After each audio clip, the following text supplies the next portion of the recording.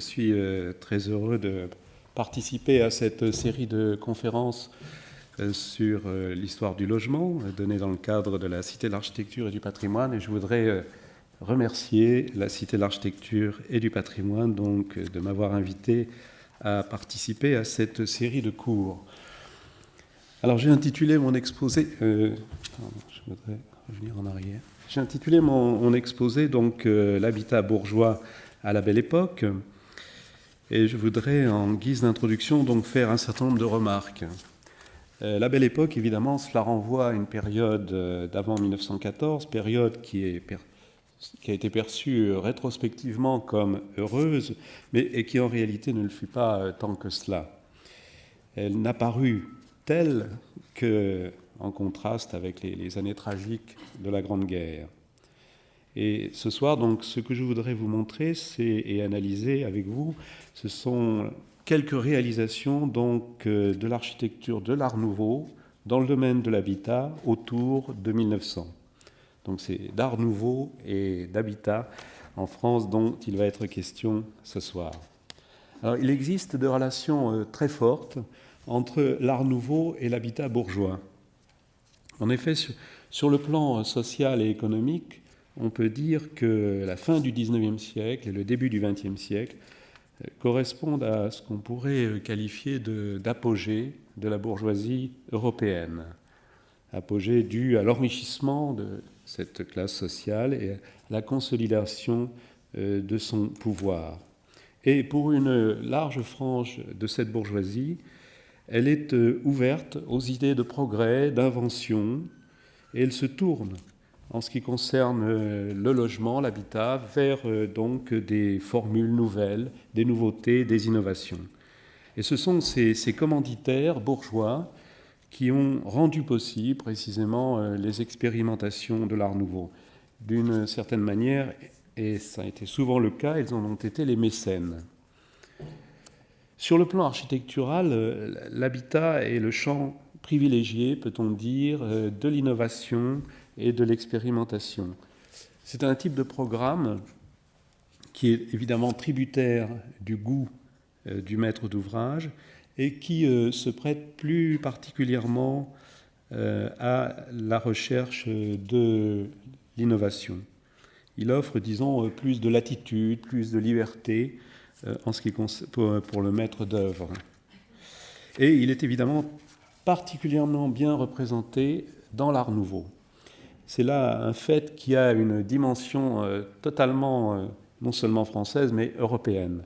Et je voudrais ici mentionner quelques exemples qui vous montreront donc ce lien très fort entre, disons, les chefs-d'œuvre de l'Art Nouveau et puis la question de l'habitat bourgeois. Si l'on songe par exemple à Antonio Gaudí à Barcelone, les chefs-d'œuvre qui viennent à l'esprit sont là aussi des maisons. Hein. Il y a la maison Batlló, la maison Milà, le Palais Güell, le fameux Palais Güell au centre de Barcelone. Si l'on songe à Victor Horta à Bruxelles, c'est l'hôtel Van het Velde, c'est le sublime hôtel Solvay, c'est la maison et l'atelier d'Horta. Songeons aussi à Charles Mackintosh à Glasgow, qui a construit un certain nombre de maisons à et autour de Glasgow. Mentionnons également la variante, je dirais, viennoise de l'Art Nouveau, avec Otto Wagner en particulier, dont on connaît les très beaux immeubles, les immeubles à Vienne, Majolica House par exemple, ou bien ses villas, la villa qu'il a construite pour lui-même au début de sa carrière et celle à la fin qui a une sorte de modernité tout à fait radicale. Donc voilà quelques exemples qui montrent que dans tous les cas, l'habitat est un programme qui a été privilégié dans l'architecture de l'Art Nouveau. Et donc on trouve de très nombreux chefs-d'œuvre dans cette catégorie d'édifices, et il en va de même, bien sûr, pour les représentants français de ce mouvement, à commencer évidemment par Hector Guimard, qui va être un peu le héros de cette conférence, mais pas le seul, dont l'essentiel des œuvres, évidemment, se trouve ou se trouvait, malheureusement, pour certaines d'entre elles, donc dans les quartiers bourgeois de l'ouest de Paris, donc Auteuil et Passy. Autre remarque introductive que je voudrais faire, c'est l'architecture de l'Art nouveau des années 1890-1900. Comment la caractériser? Cette architecture de l'Art nouveau, c'est une recherche, une quête d'innovation après presque, dirons-nous, presque un siècle de révolution industrielle, avec une volonté de rupture, plus ou moins réelle, plus ou moins affirmée, avec l'éclectisme architectural, avec l'historicisme architectural. Il y a un aspect de rébellion, de révolte presque dans l'architecture de l'Art nouveau, dont il faudra évidemment nuancer beaucoup les contours. Alors cette architecture de l'Art nouveau, elle a deux sources principales, si je veux schématiser et simplifier. Il y a d'abord une source anglaise et une source française. D'abord une source anglaise, c'est donc William Morris et le mouvement Arts and Crafts. Ce mouvement donc qui est né après l'exposition universelle de 1851 et qui est une réaction face à la laideur, à ce qui était perçu comme la laideur et la médiocrité donc des objets, de l'architecture, de l'environnement, de l'habitat, donc de l'époque. L'ambition du mouvement Arts and Crafts était de redessiner et de réinventer la totalité de l'environnement de vie et de l'habitat, en supprimant dans une large mesure donc, la distinction entre les beaux-arts et les arts appliqués. C'est ainsi qu'on trouve donc chez William Morris de très nombreux projets, de motifs de papier peint. Il s'est intéressé à la reliure, il s'est intéressé au mobilier, à l'architecture.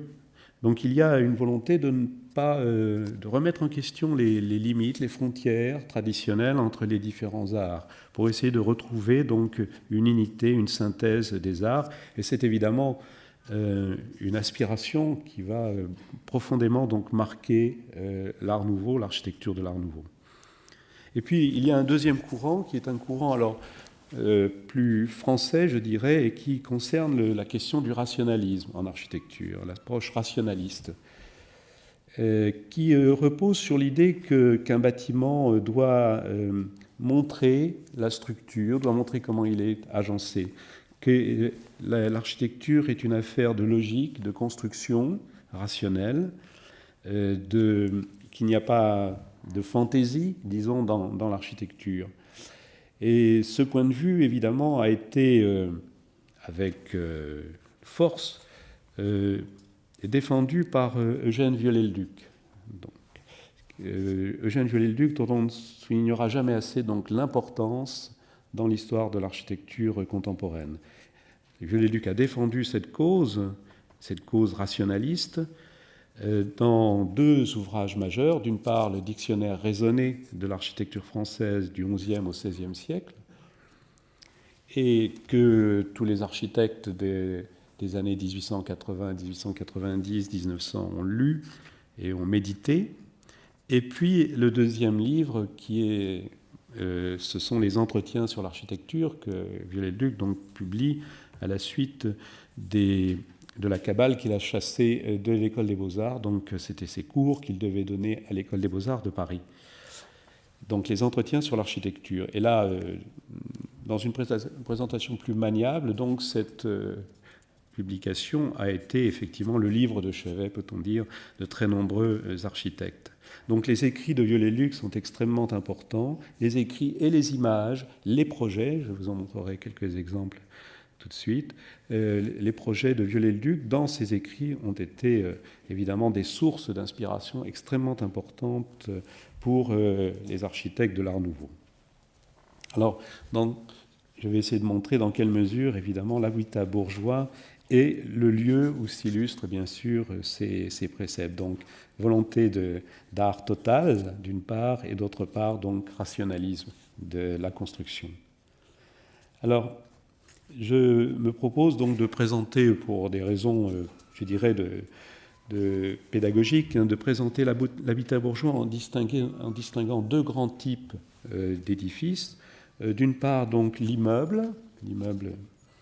l'immeuble, et d'autre part, donc, les habitations particulières.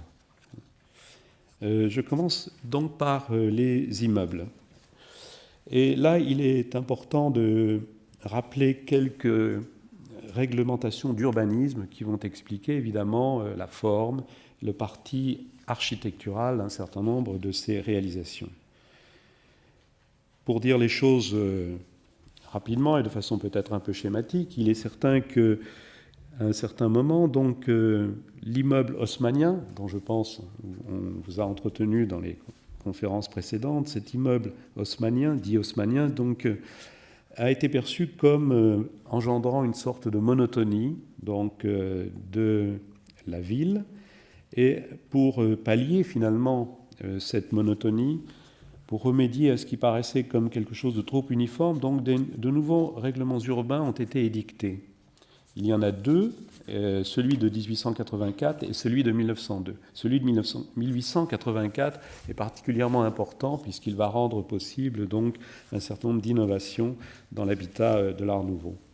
Alors la réglementation de 1884, réglementation parisienne, va autoriser de nouveaux gabarits, de nouvelles dimensions, de nouvelles hauteurs, donc de 12 à 20 mètres jusqu'à la corniche. Puis ensuite, au-delà de la corniche, il est possible donc de construire une partie de comble bombée. Mais surtout, ce règlement de 1884 autorise des saillies d'environ 40 cm sur un quart de la surface de la façade. D'où la possibilité de construire des bow windows. Et en effet, en 1893, donc au tout début finalement de cette période de l'architecture de l'Art nouveau, donc autorisation est donnée de construire des bow windows donc en pierre. On peut donc ériger à partir de ce moment-là des immeubles de rapport cossus avec des bow windows protubérants en pierre de taille, des balcons lourds, des grands combles. Et on a de très nombreux exemples de cela évidemment à Paris. Le règlement de 1884 est donc particulièrement important pour les immeubles Art nouveau. Et puis il y a un deuxième règlement donc, qui intervient en 1902 et qui est donc, dont l'essentiel consiste à autoriser une plus grande hauteur des immeubles. On aboutit ainsi à pouvoir construire environ 5 mètres de haut de plus que l'immeuble, disons, haussmannien. Sont autorisés à ce moment-là les dômes, les grandes lucarnes, des volumes de combles très importants, des décrochements importants sur les parois des façades. Et pour tirer parti d'ailleurs de ces nouvelles réglementations, un concours de façades d'immeubles à Paris a été lancé donc à la fin du XIXe siècle, concours dont Hector Guimard et Jules Lavirotte ont été lauréats. Un concours donc destiné à inciter les architectes, évidemment, à tirer parti de ces nouvelles dispositions. Alors, en ce qui concerne maintenant la distribution, l'organisation intérieure de ces immeubles, il y a évidemment dans cet habitat bourgeois une volonté de confort, une recherche de confort. Et on assiste dans cette dernière décennie du XIXe siècle à des modifications. D'abord, l'ascenseur va valoriser les derniers étages. L'ascenseur valorise les derniers étages, ce qui fait qu'il y a une espèce d'inversion par rapport à la hiérarchie traditionnelle de l'immeuble haussmannien. Et l'ascenseur va pouvoir rendre possible, par exemple, l'aménagement de loggia à la partie supérieure des immeubles. La distribution, elle, se modernise, elle se rationalise. En particulier, l'emplacement de la cuisine est rationalisé. Elle est souvent éclairée, ventilée par une cour. Elle est placée près de l'escalier de service. Elle est, dans le meilleur des cas, elle est séparée des autres pièces par un office et elle est rapprochée de la salle à manger. La salle à manger elle-même donc, communique avec le salon par une très large porte vitrée. Enfin, il y a une distinction qui est faite entre les espaces privatifs et les pièces de réception. Quant aux façades, elles ont des décors éclectiques, mais aussi art nouveau. Il faut signaler que la pierre de taille reste un luxe fort coûteux, d'où la recherche d'un matériau de substitution moins onéreux. Ce ne peut pas être la brique, qui ne se sculpte pas évidemment, et c'est là où la céramique se présente, et en particulier le grès. Le grès, donc, qui va être un matériau, se révéler être un matériau idéal de parement et qui sera beaucoup utilisé précisément par les architectes de l'Art Nouveau. Et c'est ici qu'il faut mentionner évidemment le nom d'Alexandre Bigot, que nous allons retrouver plusieurs fois dans les exemples que je vais vous montrer. Alexandre Bigot, donc, qui a mis au point donc, cette technique des grès flammés que l'on trouve donc dans différents bâtiments à Paris et à Nancy. Voilà donc ce que je voulais dire en guise d'introduction, et nous allons maintenant donc envisager la question, quelques exemples d'immeubles, d'architecture d'immeubles, et en commençant par l'exemple d'Hector Guimard. Je rappelle que Hector Guimard est né en 1867 et il est mort en 1942, que sa clientèle fut essentiellement mondaine, que par sa formation, il montre qu'il se démarque d'une certaine manière en fait de la formation classique, traditionnelle de l'école des Beaux-Arts. Il a été formé à l'école des arts décoratifs. Certes, il a suivi l'enseignement des Beaux-Arts, mais il en est sorti sans diplôme. En 1894, il obtient une bourse de voyage et il ne se rend pas à Londres, il ne se rend pas à Rome, mais il va en Angleterre et en Écosse. Et l'année suivante, en 1895, donc il va en Belgique, où il rencontre Victor Horta. Donc on peut dire que dès le début de sa carrière, donc, il montre une sorte de dédain des traditions, au point d'ailleurs qu'il a été surnommé le Ravachol de l'architecture. Le Ravachol, c'était un célèbre anarchiste de l'époque. Et on verra que cet anarchisme est tout à fait mesuré malgré tout. Alors, ce qui a fait connaître dans le domaine de l'immeuble Hector Guimard, c'est évidemment le Castel Béranger, sur lequel donc je voudrais un peu insister, parce que c'est une des œuvres majeures, une œuvre de tout premier plan donc d'Hector Guimard, et qui en plus donc nous avons la chance de pouvoir donc toujours admirer. Donc cet immeuble, le Castel Béranger, dit Castel Béranger, c'est une appellation donc donnée par Hector Guimard lui-même, qui a ainsi nommé certaines de ses œuvres en faisant le départ entre le castel et la villa. Ce n'était pas toujours très, très clair, semble-t-il. En tout cas, donc, le Castel Béranger se trouve 16 rue La Fontaine, donc dans le 16e arrondissement. Et il a été commandé, c'est un immeuble de rapport, donc de 36 appartements, qui a été commandé donc par une dame, une veuve, Madame Fournier, comme donc placement immobilier. La commande donc est de 1894. Le projet est terminé en février 1895. Il a été modifié à partir d'octobre 1895 sous l'influence de la découverte de l'architecture de Victor Horta à Bruxelles. Parce que donc, Hector Guimard était allé en Belgique donc, au printemps 1895. Alors, c'est un édifice tout à fait intéressant. Et vous avez ici donc une vue de l'élévation sur la rue La Fontaine. Alors cette élévation, donc, elle présente plusieurs caractéristiques tout à fait intéressantes. D'abord, on peut dire que c'est un édifice qui est dans la lignée des théories de Viollet-le-Duc. C'est-à-dire que c'est une application finalement des principes rationalistes que préconisait Viollet-le-Duc dans ses différents écrits. D'abord, une absence de planéité, donc des saillies, des retraits, donc une espèce d'aspect un peu sculptural de la façade, qui n'apparaît pas, mais vous le verrez sur les images ultérieurement. Ensuite, donc, autre aspect important, c'est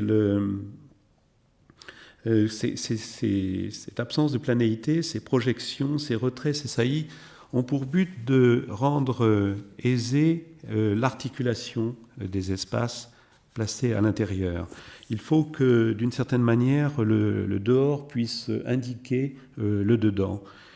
Les salles à manger, par exemple, donc, sont marquées par des bow windows, les cabinets de toilettes par des encorbellements. Sur la cour, à l'intérieur, on voit la montée des escaliers. Donc les ouvertures sont hiérarchisées en fonction précisément de la distribution des appartements à l'intérieur. Ça, c'est un des préceptes donc, recommandés par Viollet-le-Duc, l'idée qu'il doit y avoir une lisibilité de l'architecture, donc à partir de l'appréhension de la façade. C'est un thème que l'on retrouvera évidemment beaucoup exploré au XXe siècle, lorsque Le Corbusier dira par exemple que le dedans est un dehors et le dehors est un dedans. Ensuite, il y a une absence de symétrie sur cette façade, qui est tout à fait caractéristique là aussi. Et là aussi, donc, Viollet-le-Duc pensait qu'il n'était pas nécessaire pour faire une œuvre d'art de recourir à la symétrie, que la dissymétrie pouvait être tout à fait acceptable. Et là, on a une dissymétrie qui est tout à fait affirmée. Le choix des matériaux est laissé apparent et il est précisément, il n'est pas dissimulé pour indiquer à la fois leur qualité propre, mais également leur rôle constructif, le rôle qu'ils jouent. On y trouve ainsi donc de la pierre de taille, mais ici la pierre de taille est essentiellement utilisée sur la façade donnant sur la rue La Fontaine, c'est la façade principale. Il y a de la meulière, il y a de la brique de différentes couleurs, brique rouge de Sannois, brique grise de Bourgogne, brique émaillée, vert, bleu et rose. Tout ceci donc fait apparaître cette œuvre comme tout à fait dans la poursuite finalement des thèses de Viollet-le-Duc. Alors, je voudrais vous montrer quelques images donc, de ces... Vous avez donc de la brique ici, de pierre de taille, et également, donc, comme vous voyez sur l'angle, vous avez une échauguette qui donne un aspect un peu médiévalisant à cette architecture et probablement aussi explique pourquoi Guimard lui a donné le nom de Castel. Vous voyez que la meulière est plus utilisée sur le corps bâtiment en retour, ici, qui donne sur le hameau Béranger, et moins sur cette partie concernant donc la façade principale. Alors il y a d'autre part tout à fait présent dans cette architecture donc et qui coexiste avec cette approche rationaliste, d'autre part un bestiaire, et la présence d'un décor de diables, de chimères, de figures tout à fait étranges, et qui là sont...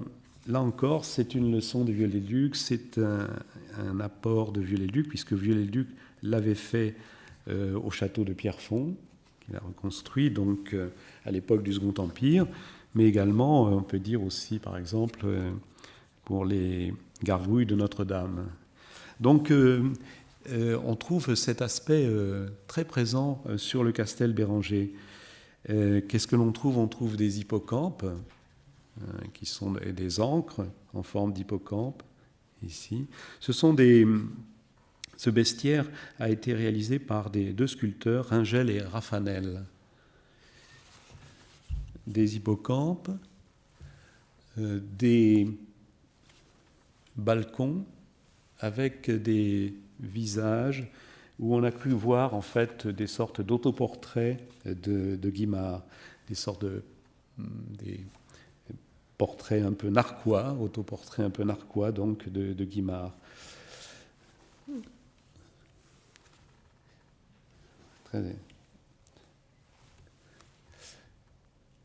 Alors ce bestiaire est très très présent. Il est présent même dans des détails infimes tels que ces prises d'air où l'on peut reconnaître en fait des sortes d'araignées. Tout cela constitue une sorte de faune assez bizarre, assez parfois qu'on a pu considérer comme étant un peu diabolique, de sorte que le Castel Béranger avait une réputation effectivement de diablerie. Enfin, c'était assez curieux. Je vous montrerai d'autres figures au fur et à mesure donc, de ce bestiaire. Alors ici, très présent sur cette façade, un autre aspect, encore une fois, de la rationalité de l'architecture, c'est-à-dire donc la façon dont est agencée cette poutre métallique, donc en linteau, donc reposant sur des piliers en maçonnerie. Et ici encore, donc, une volonté de montrer l'architecture, de montrer les bâtiments, de montrer les éléments de la construction, sans chercher du tout à les dissimuler, mais au contraire en postulant évidemment une valeur esthétique à ces dispositifs, à ces combinaisons. Et d'autre part, vous remarquerez également donc, la couleur turquoise, donc, qui a été utilisée par Hector Guimard donc, pour ces éléments métalliques.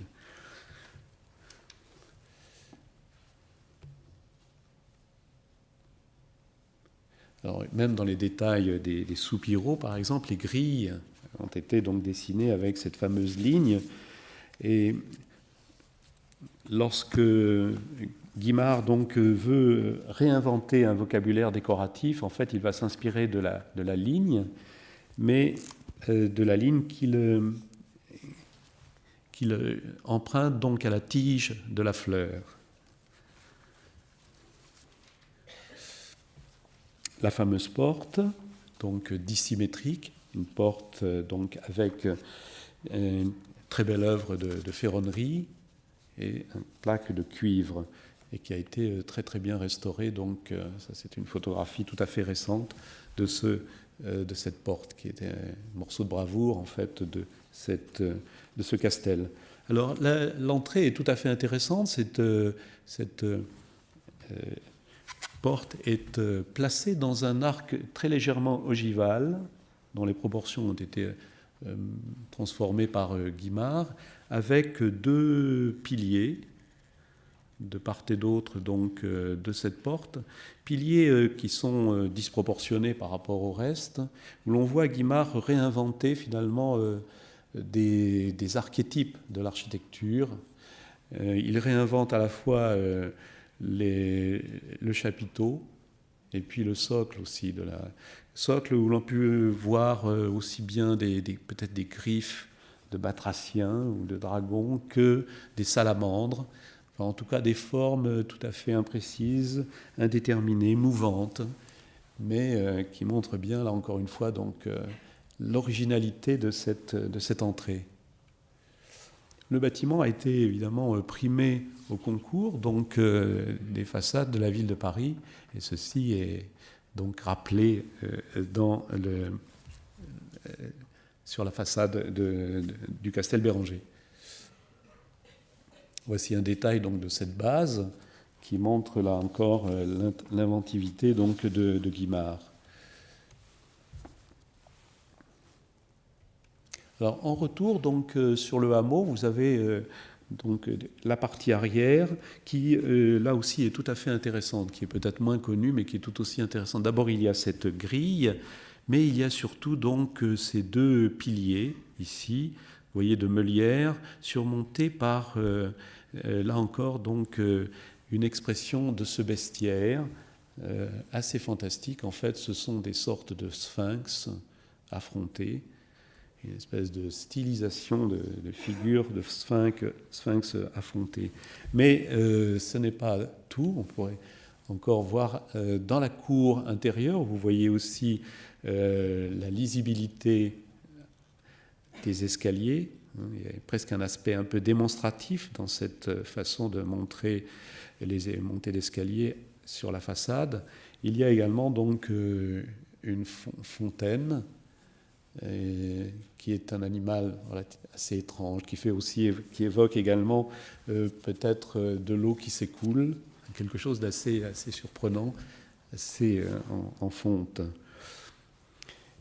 Je voudrais aussi souligner un aspect très intéressant dans ce bâtiment, un aspect là aussi à la fois rationnel et en même temps un motif tout à fait contemporain qui est l'escalier. L'escalier est placé, une partie de l'escalier est placée hors œuvre, vous le voyez ici, avec, comme vous le voyez, donc des panneaux à la fois métalliques et des panneaux de verre. Et tout se passe comme si Guimard donc avait mis en évidence, avait mis en valeur donc cette circulation verticale. Et là encore, donc c'est un motif tout à fait intéressant. C'est une des premières fois que l'on voit, c'est un architecte pour un immeuble, donc mettre en évidence cette circulation verticale avec un volume bien délimité. Et c'est quelque chose que les architectes vont par la suite, donc en XXe siècle, beaucoup exploiter, montrer les circulations, en tirer un parti. On le trouve aussi bien chez Walter Gropius, on va le trouver chez Gropius que chez les futuristes. Et puis un des avatars relativement contemporains, c'est évidemment la fameuse chenille sur la façade du centre Pompidou. Mais ici, on a quelque chose de tout à fait original.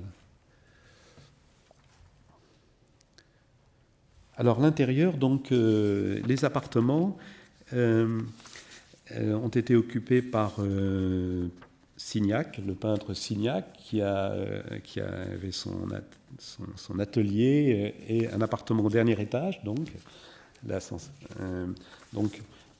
et également d'autres artistes comme Seversheim, qui avait également donc son atelier dans le Castel Béranger. Alors dans l'entrée, donc, vous avez d'une part donc, cette porte, mais surtout donc, un ensemble de panneaux de grès flammés, donc d'Alexandre Bigot, qui représentent des formes tout à fait imprécises, des formes de vagues, d'eau agitée, enfin, quelque chose d'assez nouveau comme motif décoratif. Et puis il y a cette armature métallique aussi tout à fait visible, qui est tout à fait intéressante, visible, avec le matériau qui est tordu d'une certaine façon, plié aux nécessités de la ligne. Et là, on a évidemment des références très probables à ce que Victor Horta a fait dans sa maison à Bruxelles, en particulier dans sa salle à manger, où il avait également placé une structure métallique apparente dans cette salle à manger. Donc d'emblée, nous avons avec cette entrée une œuvre d'art totale, un Gesamtkunstwerk, quelque chose donc où il y a une sorte d'homogénéité, donc des motifs décoratifs. Il y a bien sûr les parois, le plafond, mais également donc le sol, où l'on trouve donc une mosaïque de grès cérame cette fois-ci, donc avec dont les motifs ont été dessinés par Guimard. C'est un détail donc des panneaux de grès de Bigot. Ici, c'est un détail pour le deuxième. Vous voyez la deuxième entrée donc derrière le deuxième bâtiment. Mais donc c'est toujours une mosaïque dessinée par Guimard. Ça c'est l'entrée, très bien conservée je dois dire. Alors ici donc nous entrons dans le bâtiment où il y a, je voudrais vous montrer quelques exemples donc de l'intérieur. D'abord, donc, il faut dire que Hector Guimard a publié un album fort luxueux sur l'immeuble, un album intitulé L'art dans l'habitation moderne. L'art dans l'habitation moderne, c'est un album qu'il publie en novembre 1898, qui est un luxueux album à partir de reproduction, donc obtenu à partir du procédé de l'héliogravure, des photographies, des aquarelles, des photographies aussi relevées à l'aquarelle. Et il en existe plusieurs exemplaires, dont un exemplaire est exposé en permanence dans la collection, donc ici même, à la Cité de l'Architecture et du Patrimoine, au dernier étage, dans les espaces consacrés à l'architecture moderne. Il y a donc 2-3 planches donc, de cet album du Castel Béranger exposé en permanence. Donc Hector Guimard était quelqu'un qui savait fort bien donc, soigner, je dirais, sa publicité, et il a donc écrit cet ouvrage pour faire connaître son œuvre. L'ouvrage est paru en novembre 1898. Donc on a un certain nombre d'illustrations donc, de l'immeuble. Vous en avez un exemple, quelques exemples, un exemple sous les yeux. Donc le départ de l'escalier avec donc, les tapis et également donc, les mosaïques et les tentures également. D'autre part, Hector Guimard a également prononcé une conférence toujours donc, après le succès du Castel Béranger, dans les salons du Figaro. Il a prononcé une conférence en 1899 intitulée Logique, harmonie, sentiment. Il faut dire que la conférence, les attitudes d'Hector Guimard n'ont pas toujours bien plu, et que ces initiatives ont suscité des irritations de la part de ses confrères, des réserves. On a reproché, il faut le dire, à Guimard un peu son absence de modestie, et parfois cela lui a coûté d'ailleurs un peu cher.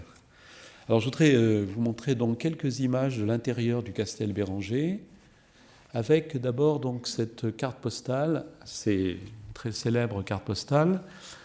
En 1903, donc Guimard publie une série de cartes postales donc sur ses œuvres, qu'il a donc intitulées, vous le voyez ici, le style Guimard.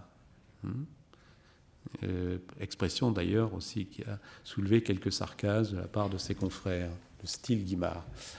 Et ici, ce qui est très intéressant, c'est qu'il y en a eu 24 en tout, et ce qui est très intéressant, c'est que l'on voit donc Hector Guimard dans son agence, donc au rez-de-chaussée du Castel Béranger. Son agence était située au rez-de-chaussée, et on le voit à sa table de dessin. Donc il se met en scène lui-même, et l'intérêt de cette image, c'est évidemment que l'on voit l'intérieur d'une pièce, d'un bureau au Castel Béranger, où l'on voit que tout a été dessiné par Guimard, les tables, les manteaux de cheminée, les encadrements. Et puis aussi, on voit sur cette image, et ça c'est tout à fait intéressant, aussi à l'intérieur, une volonté là aussi de rationalisme architectural, de rationalité. On voit ainsi que les barres des planchers ici sont laissées apparentes. Les ourdis également ne sont pas recouverts de plâtre. Donc ils montrent en fait la technique de la construction. Ce qui, il faut bien le dire, n'a pas été sans poser des problèmes parce que, semble-t-il, c'était assez sonore. Mais en tout cas, le lien, la manière dont il a le joint, le lien entre la barre et puis le mur, donc, lui donne l'occasion donc, de produire donc, quelques décors. Et le décor ici donc, souligne les articulations de la construction. Donc c'est une photographie tout à fait intéressante, à la fois en tant qu'image, exemple d'architecture, donc d'art total, et en même temps donc de volonté constructive.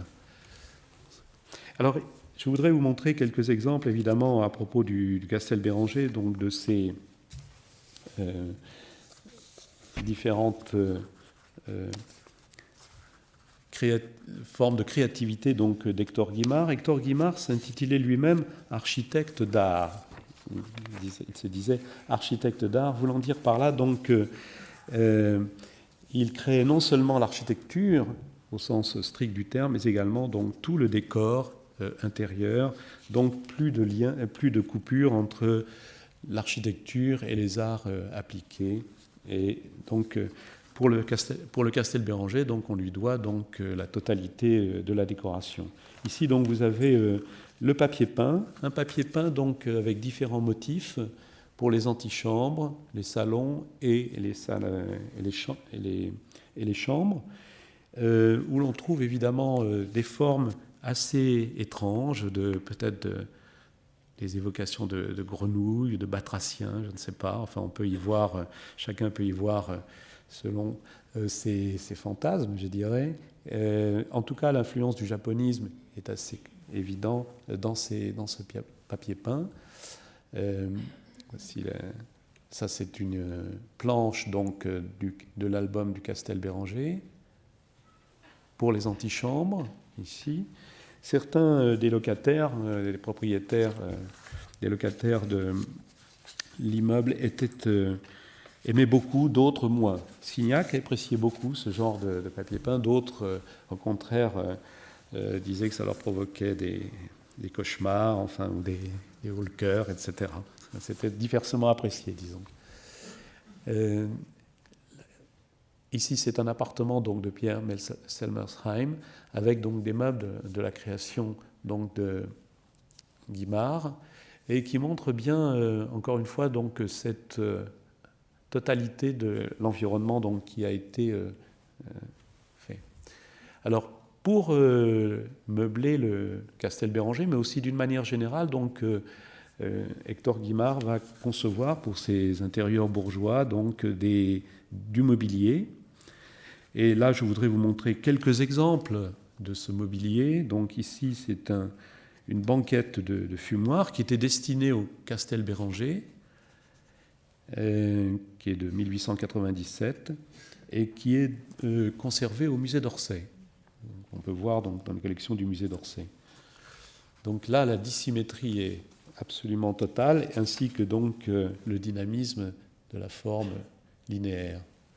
Un guéridon tripode qui provient des collections de l'hôtel Nozal, qui était une œuvre de 1904 et qui est conservée au musée des arts décoratifs. Je reviendrai là-dessus, mais il y a une salle consacrée au musée des arts décoratifs à Paris qui conserve donc une pièce de l'hôtel Nozal. Un fauteuil donc en poirier et cuir de 1903 et qui est conservé au musée d'Orsay. Ici, c'est un projet qui avait été fait pour le Castel Béranger, un projet de meubles de salon formant cheminée, mais qui n'a jamais été utilisé dans le Castel Béranger, ne serait-ce que parce qu'il était trop haut pour s'intégrer dans les hauteurs du Castel Béranger, les hauteurs des appartements du Castel Béranger. C'est en tilleul et c'est une œuvre de 1897 conservée au musée d'Orsay. Ici, un cartonnier de 1909 en poirier et qui est conservé aux États-Unis à Richmond, au musée de Virginia Museum. Quelques œuvres de Horta donc, se trouvent dans les collections américaines. Du fait que Horta a épousé une Américaine donc, en 1909, qu'en 1938, il a quitté la France pour aller aux États-Unis et qu'il est décédé en 1942 aux États-Unis. Ici, c'est une porte à double battant, donc pour l'armurerie Couteau à Angers,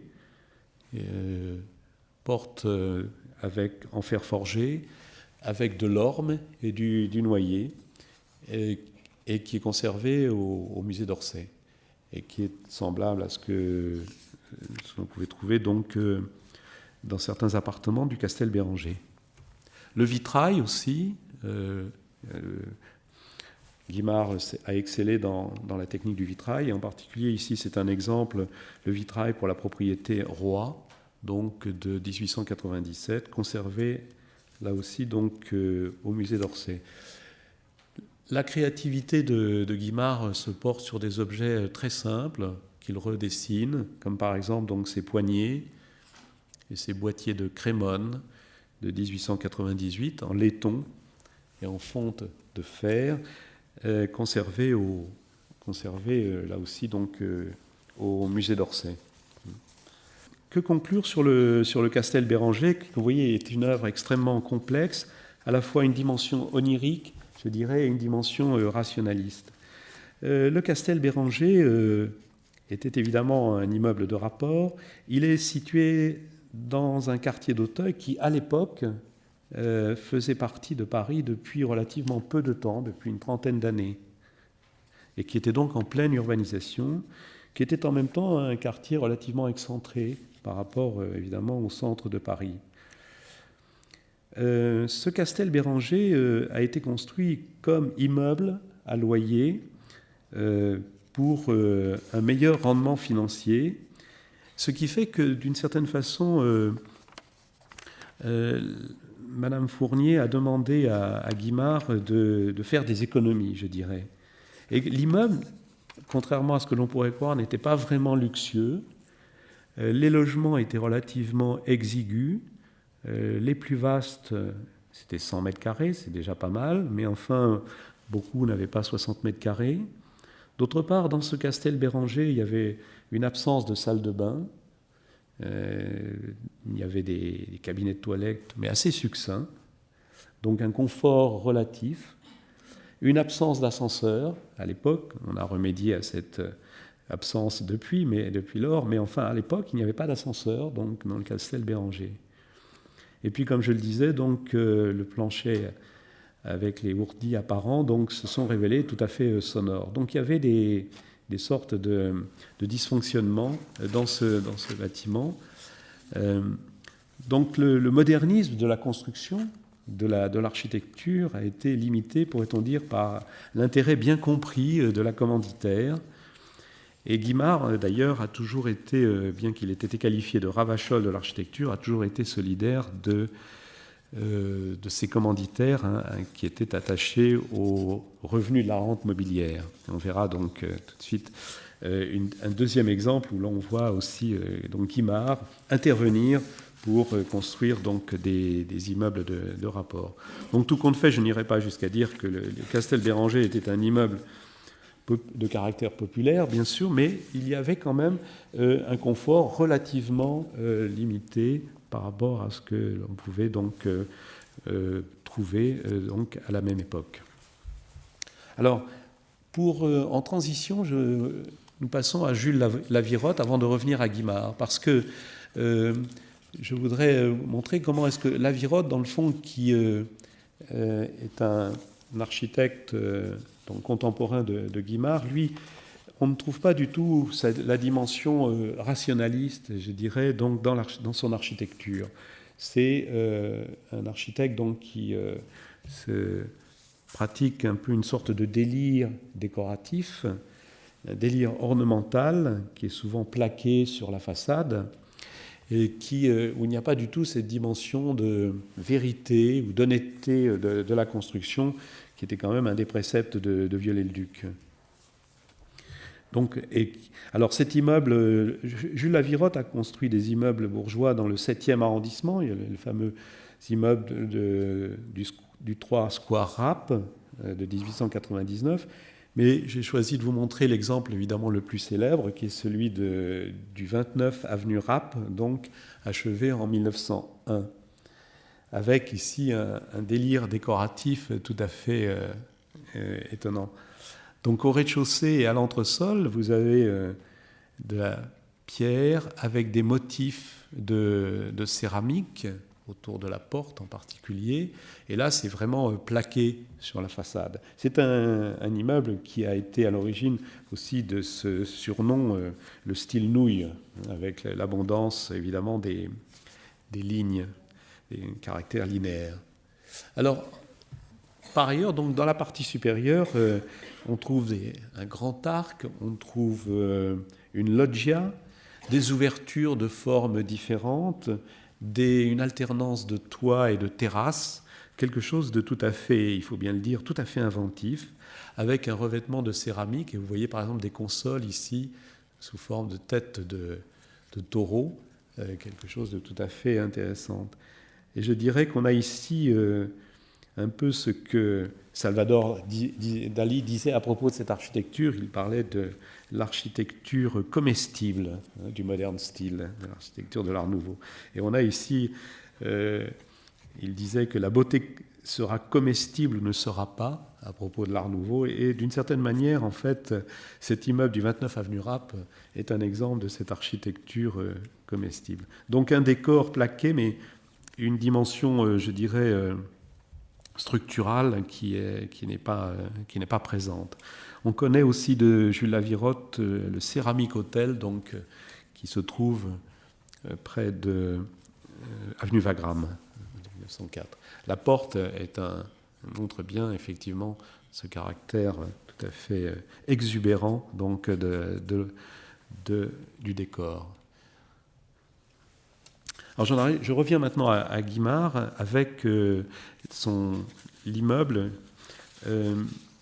ses immeubles. Il va construire donc d'une part l'immeuble Jassedé, que je mentionne ici, je n'ai pas d'image et je m'en excuse, l'immeuble Jassedé qu'il construit entre 1903 et 1905 au 142 avenue de Versailles et qui est à l'intersection de l'avenue de Versailles et de la rue Lancret. Et la caractéristique de cet immeuble, c'est qu'il est sur l'angle, il est caractérisé par un mouvement contrarié de bow windows et de balcons, des décalages entre des bow windows et des balcons, ce qui donne quelque chose d'assez dynamique sur l'angle du bâtiment. Mais le grand œuvre, évidemment, la grande opération immobilière en termes d'immeubles de Guimard, ce sont les immeubles de la rue Agar qu'il construit entre 1909 et 1911. Alors, il s'agit ici d'une très grande opération immobilière, un ensemble donc à l'origine de 11 immeubles, même si tous n'ont pas été donc réalisés, sur les rues La Fontaine, les rues Gros et les rues Modernes, devenues par la suite, donc la rue Moderne va devenir la rue Agar, ici. Donc la rue Gros, la rue La Fontaine. Nous sommes presque en face, d'ailleurs, du Castel Béranger. Alors il s'agit d'une très vaste opération donc, immobilière, construite par Guimard pour une société dont il est lui-même actionnaire. Il s'agit de la Société Générale de Construction Moderne. Alors, dans le plan, Guimard recherche donc la nouveauté et ce qu'il appelait les dispositions modernes. Et donc, il insistait sur le fait qu'il n'y avait aucune pièce qui donnait sur la cour. Toutes les pièces, donc salon, salle à manger, chambre, etc., donnent sur la rue, ici. Et il y a des galeries donc, qui permettent de desservir ces différentes pièces et de desservir les espaces cuisine, espaces escalier de service. Donc il a voulu rationaliser la distribution et ça a été un des arguments de vente de dire que précisément il y avait donc cette séparation entre les espaces servants, je dirais, et les espaces servis. Alors, ces immeubles donc, se caractérisent par l'usage de la fonte en façade, de la fonte donc, avec les modèles donc, de garde-corps, de balcons, de balustrades. On le voit ici sur ces exemples. Ici. En effet, donc, en 1907, Guimard s'est associé avec les fonderies de Saint-Dizier, producteur donc d'objets en fonte, et il a édité un catalogue commercial, un catalogue donc publié en 1907, catalogue intitulé Fontes artistiques pour construction, fumisterie, jardin et sépulture, style moderne. Il y avait même donc des tombes, des modèles de tombes en fonte dessinés par Guimard. Le catalogue était très luxueux.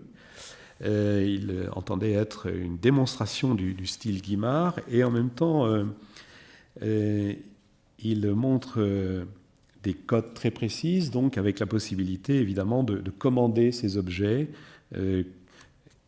C'était une tentative pour Guimard de faire une sorte d'industrialisation de quelques aspects de l'architecture et en particulier du décor. Donc un répertoire de formes de différentes natures et on peut voir maintenant au musée d'Orsay donc un certain nombre de ces modèles en fonte donc exposés de façon permanente. Alors ici donc tout ce qui apparaît en noir sur la façade, ce sont des fontes donc produites par les fonderies de Saint-Dizier.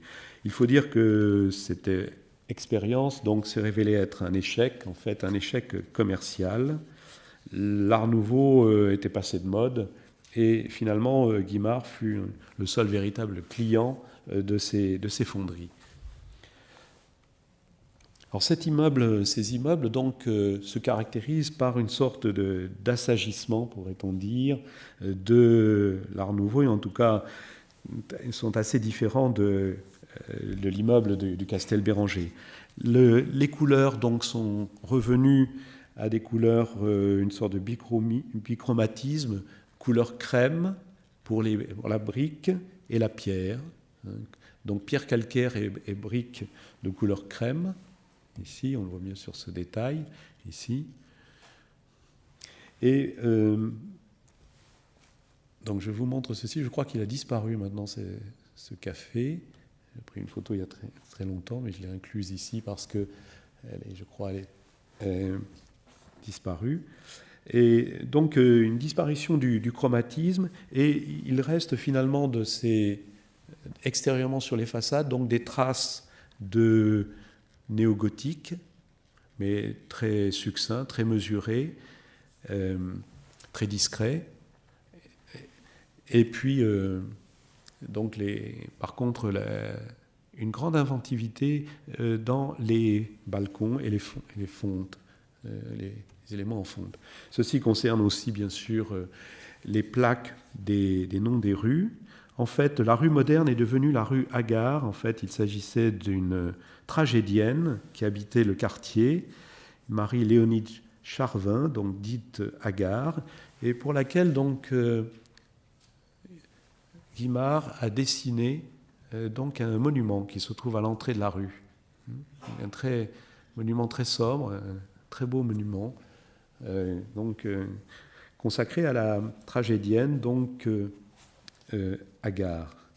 Donc ici, quelque chose de très, très sobre, une grande opération immobilière, mais qui finalement donc se révèle être donc quelque chose de relativement mesuré dans son architecture. Voilà ce que je voulais évoquer concernant les immeubles. Je voudrais maintenant passer donc aux habitations particulières, mais avant cela donc vous montrer ce qui est évidemment le plus connu de Guimard, ce sont les stations du métro. Mais je ne vais pas ici développer ce point, ce n'est pas l'objet du cours ici. C'est simplement pour rappeler l'enjeu, si vous voulez, de cette architecture, son enjeu historique. Les stations du métro donc, ont été commandées par Adrien Bénard, qui était le président de la Société du métropolitain. Et pour répondre à cette demande, donc, Guimard expérimente une sorte d'industrialisation de l'architecture. Il conçoit donc des éléments standardisés, des éléments en fonte pleine, puis donc qui constituent une structure, une ossature, et puis des éléments de remplissage, en particulier des panneaux de lave émaillés. Donc il y a une réelle volonté de standardiser et de production sérielle avec ces entrées de métro. Et c'est ça qui est tout à fait intéressant. C'est d'ailleurs cela illustre tout à la fois la dimension, je dirais, de modernité de Guimard, insérée dans les nouvelles, à l'affût de nouvelles techniques de production de l'architecture, et en même temps les formes, bien sûr, sont des formes tout à fait nouvelles, des formes qui là aussi évoquent certaines figures étranges, des squelettes, des insectes, des libellules, des fossiles, etc. Quelque chose de tout à fait surprenant. Donc on retrouve cette ambivalence finalement de l'architecture d'Hector Guimard, le rationalisme et l'onirisme, je dirais, y compris donc dans ces fameux édicules du métropolitain. Alors je ne montre pas ici des édicules très, très connus, très célèbres. Il y a aussi les pavillons couverts, les entrées couvertes plus exactement. Donc, il y a d'une part donc les entrées avec candélabres, les célèbres entrées à candélabres avec les portiques en fonte, et puis ces lampadaires en forme de tige, et puis ces sortes des lampes en forme de dieux de grenouilles. Je montre ici plutôt ce qui est moins connu parce que ça a disparu, ce sont les pavillons. Guimard avait conçu 2 pavillons, l'un se trouvant donc à la Bastille, que vous avez ici sous les yeux, et qui a été démoli en 1962, et où l'on retrouve donc d'abord cette extraordinaire entrée de forme en fer à cheval, ici, avec une marquise, donc répondre au programme, c'est-à-dire protéger les usagers, et en même temps laisser passer la lumière, et puis la structure qui est visible, et les éléments porteurs, ici, on retrouve ici un socle en pierre, les éléments porteurs, et puis donc les éléments de remplissage. Et tout ceci donc dessinant un pavillon extrêmement, tout à fait original. Et le deuxième se trouvait place de l'Étoile. Alors ça me donne l'occasion de vous montrer une autre des cartes postales donc, de Guimard, le style Guimard, le métropolitain, la station donc, de l'Étoile qui, elle, a été démantelée dès 1927. Dès 1927, donc il faut dire que l'Art Nouveau est passé de mode très très vite. Et là aussi, donc, des éléments, des structures standardisées. Et alors cette dimension-là, je voulais la souligner aussi pour continuer notre exploration de l'habitat d'Hector Guimard avec justement aussi la question des habitations particulières. Alors, dans sa conférence en 1899 au Figaro, Viollet-le-Duc disait « Y a-t-il quelqu'un qui ignore Viollet-le-Duc à l'heure actuelle ?» Et c'est ce que je rappelais tout à l'heure, c'est-à-dire que Viollet-le-Duc a été pour lui donc une référence très importante. Ici, au début de sa carrière, d'une façon presque un peu naïve, il reprend une idée qu'il a puisée dans les entretiens sur l'architecture. Il s'agit ici d'une l'école du Sacré-Cœur de 1895 qui existe toujours, qui est située 1 avenue de la Frillière, qui a été transformée en immeuble résidentiel dans les années 1970, mais l'immeuble existe toujours. Et pour ici, vous avez donc une élévation, et ce qui est très intéressant, c'est la construction de ce préau. Ici, donc, il a placé une poutre sablière, ici, une poutre maîtresse, visible, presque de façon ostentatoire, et cette poutre repose sur des piliers donc, en meulière aux extrémités, mais également donc, sur des béquilles en fonte, en V, ici, inclinées à 60 degrés, des sortes de colonnes en fonte pleine, qui viennent reposer sur des socles en pierre, ici. Donc il y a une espèce de façon de montrer un peu cette articulation de la construction. Eh bien, ce dispositif, il en a emprunté l'idée à Viollet-le-Duc, qui propose dans son 12e entretien sur l'architecture, donc un projet pour la construction d'un marché couvert sous une grande dalle de réunion. Là, il y a une faute d'orthographe, et m'en excuser, ce n'est pas moi qui l'ai indiqué. Donc, le projet de construction d'un marché couvert sous une grande salle de réunion. Ce que Viollet-le-Duc avait prévu, donc, c'était effectivement une structure métallique apparente, mais il plaçait ses béquilles de façon transversale. Alors que donc Guimard va reprendre l'idée, mais il va placer ses béquilles de façon donc longitudinale. Ce qui donne donc la photo que voici, donc, et en particulier ce qui est extrêmement intéressant, ce sont la combinaison de ces voûtins en briques, de ces éléments en pierre. Il y a même inséré dans ces éléments en pierre donc des profilés en I, dans des profilés métalliques. Tout se passe comme s'il y avait une espèce de coupe archéologique qui montrait précisément l'articulation des différents matériaux entre eux. Il y a une espèce de, là encore, de rationalisme un peu démonstratif donc, dans cette architecture. Donc c'est pour souligner toujours cet aspect, je crois, très important dans l'architecture de l'Art Nouveau, que l'on ne saurait réduire, évidemment, je crois, à un simple délire décoratif. Alors, voyons maintenant donc, ceci étant rappelé, les quelques hôtels particuliers, quelques habitations particulières d'Hector Guimard. J'en ai choisi quelques-unes. Il en a construit un certain nombre. Ici, c'est l'hôtel Jassedé de 1893. C'est une de ses premières œuvres qui se trouve rue Chardon-Lagache. L'image n'est pas tout à fait correcte parce qu'en fait, ici, il n'y a pas de jardin, mais c'est la rue. C'est une petite maison, mais où l'on trouve déjà, là aussi, donc, pour la famille Jassedé, donc, on trouve également cette rationalité de la façade. Vous voyez la montée d'escalier, la hiérarchie des espaces, etc. Une sorte de recherche de pittoresque avec des effets variés de toiture, de baies, de matériaux. Une recherche de pittoresque un peu néo-médiévalisant. Et là encore, donc, l'on voit l'influence de Viollet-le-Duc. Il y a un détail tout à fait intéressant qui se trouve ici, l'entrée de service, qui est placée ici derrière, et qui, là encore, donc, montre la manière dont c'est construit.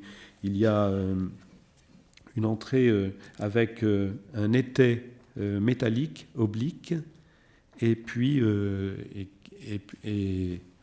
qui permet de soutenir donc un élément en encorbellement qui est ici. Donc il y a un élément en encorbellement, un étai métallique oblique. C'est un détail de construction donc qu'il a également puisé chez Viollet-le-Duc. En 1903 donc a lieu cette exposition de l'habitation de 1903 donc au Grand Palais et à cette occasion-là, donc, c'est le début des cartes postales donc, d'Hector Guimard. Vous avez celle qui est le numéro 1, qui porte le numéro 1, et avec une image extrêmement curieuse, où une sorte de collage presque surréaliste, je dirais, avant la lettre, où l'on voit à la fois une entrée de métro, ici, une marquise, un belvédère, enfin, quelque chose assez surprenant. C'est assez hétéroclite, assez hétérogène. À Lille, il propose cette maison Colliot. Il a construit cette maison Colliot qui existe toujours, heureusement, de 1898-1900, et qui est une construction extrêmement intéressante. C'est une construction qu'il a réalisée pour un commerçant lillois qui est à la tête d'une entreprise de céramique. C'est un céramiste, c'est monsieur donc Colliot, dont le nom, évidemment, figure ici. Alors ici, c'est une maison de ville, donc insérée dans un cadastre très dense, un cadastre à la flamande, donc avec des parcelles extrêmement étroites et donc des façades sur rue de l'ordre de 7 à 8 mètres. C'est vraiment quelque chose de tout à fait étroit. La parcelle n'est pas perpendiculaire à la rue, de sorte qu'il a pu opérer une sorte de creusement de la façade. Au rez-de-chaussée, il y a la boutique qui se repère avec ici, donc la grande fenêtre, ici, la grande ouverture. Et puis là, dans les étages, donc les lieux de vie donc, de la famille Colliot, ici. Alors c'est une construction qui est à la fois, il y a des réminiscences flamandes, vous voyez, avec ce gable ici, donc qui donne l'impression d'être symétrique et qui en même temps, la symétrie est niée, avec la présence de ce pilier couvert en lave émaillée, qui est ici, vous voyez, qui est décentré, et également la partie inférieure qui est dissymétrique. Donc il y a à la fois une espèce de superposition de symétrie et dissymétrie. Et d'autre part, il y a un décalage dans les façades donc, du premier et du deuxième niveau, ce qui fait qu'il y a un creusement de la façade, il y a une loggia, il y a un balcon donc dans cette maison. Enfin, il y a un élément tout à fait intéressant qui est la présence intégrée à l'architecture du panneau céramique Colliot. En fait, vous avez une espèce de réclame ici, avec une typographie tout à fait caractéristique, et qui indique bien la destination du bâtiment, et c'est une sorte de réclame, de panneau publicitaire pour l'entreprise Colliot. C'est un édifice très, très complexe, extrêmement intéressant. Voici la carte postale, donc éditée par Guimard lui-même. Donc on voit ici Guimard s'intégrer finalement aux conditions donc d'une villa donc au centre de l'île, dans un tissu urbain tout à fait dense. Et là, le parti architectural est évidemment très différent de ce que fait Victor Horta à partir des mêmes contraintes cadastrales, je dirais. Deuxième autre habitation particulière, c'est le fameux Castel Henriette. Castel Henriette qui se trouvait à Sèvres, qui était construit entre 1899 et 1900, et ensuite en 1903, qui a été démoli en mars 1969, qui a fait l'objet, donc, vous le voyez, de 2 cartes postales de la part de Guimard. Alors c'est un bâtiment donc, dont tous les amateurs de Guimard pleurent la disparition, parce que, à en juger par les images, enfin, c'était une construction tout à fait intéressante qui a servi de décor d'ailleurs à certains films. C'est quelque chose d'extrêmement original. Il y a des façades tout à fait différentes, un mouvement ascendant, giratoire, quelque chose de profondément original, se terminant par ce belvédère ici, qui s'est d'ailleurs écroulé peu de temps après la construction de ce Castel Henriette. Donc quelque chose de dissymétrique, totalement dissymétrique, et dont la silhouette n'est pas sans rappeler d'ailleurs certaines réalisations de Gaudi, en particulier la maison de Bellesguard, par exemple, à Barcelone. Donc un usage de la courbe assez systématique, et on dispose de quelques cartes postales, alors non pas publiées par Guimard, mais qui montrent donc l'intérieur, la salle à manger donc de ce fameux Castel Henriette.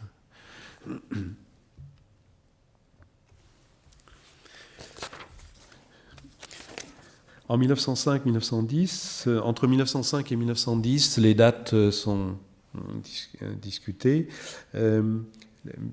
Guimard donc réalise l'hôtel Deuron-Levant, 8 villas de la Réunion, donc qui se trouve à Paris, et qui est donc en vis-à-vis de l'hôtel Jassedé, donc que je vous ai montré tout à l'heure. Là encore, donc on voit une sorte d'assagissement de l'architecture de l'Art Nouveau. L'Art Nouveau se réduit à la présence des fontes ornées donc de Saint-Dizier, ici, l'harmonie de gris et de beige, et puis une sorte de réunification des toitures. Les toitures deviennent plus homogènes, les décrochements ont pratiquement disparu, les façades redeviennent presque planes. Donc quelque chose de tout à fait mesuré et assez sage. Ainsi donc le détail de la partie supérieure, qui est peut-être l'élément le plus caractéristique, encore une fois, de l'Art nouveau. L'hôtel Nosal. L'hôtel Nosal était un hôtel donc situé 52 rue du Ranelagh, un hôtel donc achevé en 1905 et détruit en 1957. Ici, nous avons affaire à une œuvre majeure de Guimard qui malheureusement a été la victime donc de la spéculation immobilière. En effet, donc, cet hôtel est un peu la maison du mécène de Guimard. C'était une des grandes œuvres de Guimard, peut-être l'apogée de sa carrière dans le domaine de l'habitat, de l'habitat de la grande bourgeoisie, comparable probablement au Palais Güell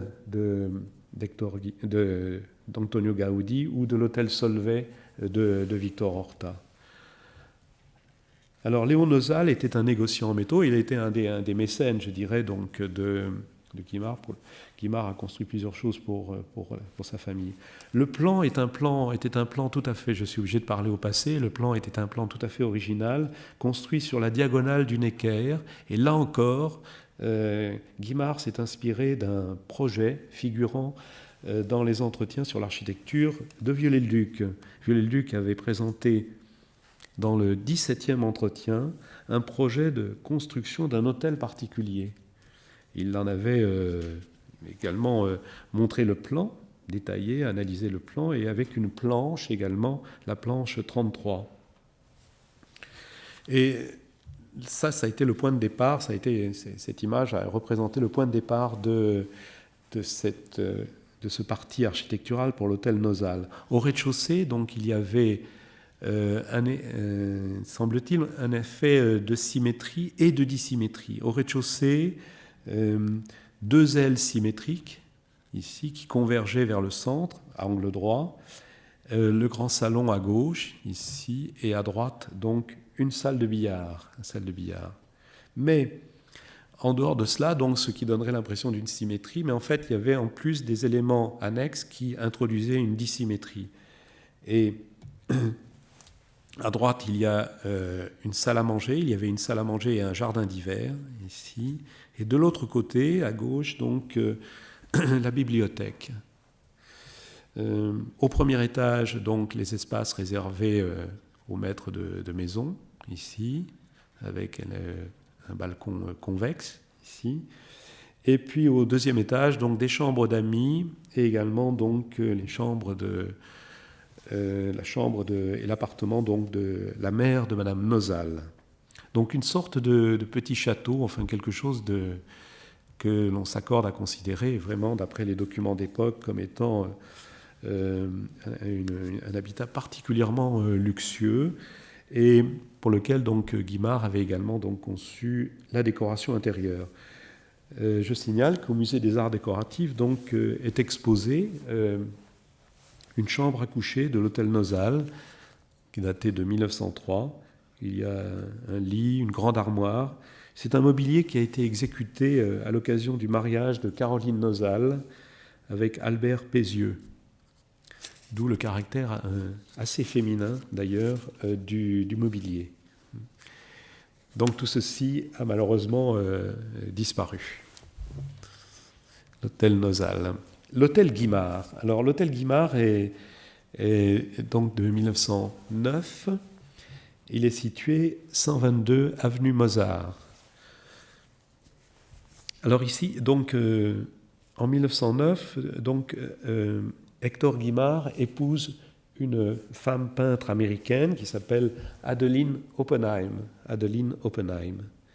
Et pour lui-même et pour sa femme, donc, il construit cet hôtel particulier où il va installer son agence. Il quitte donc le Castel Béranger pour s'installer donc dans cet hôtel Guimard. Le terrain est extrêmement exigu. C'est un terrain triangulaire. C'est un triangle rectangle. Je pense que j'ai le plan. Triangle rectangle. Donc ici c'est le plan du premier étage.